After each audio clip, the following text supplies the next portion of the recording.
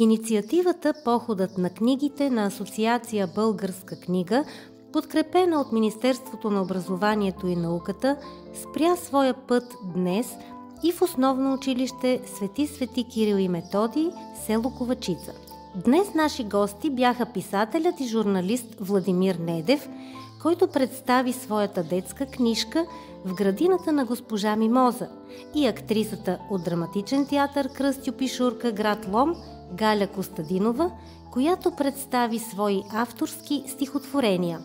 Нашите ученици останаха очаровани от представянето на актрисата Галя Костадинова и нейния сценичен костюм. Здравейте, дечица! Децата имаха възможност чрез игра да познаят любимите си приказки и да се забавляват заедно.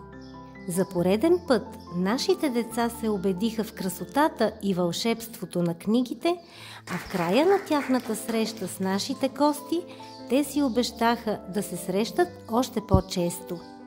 За училищната телевизия Фокус ТВ, Бистра Дамянова.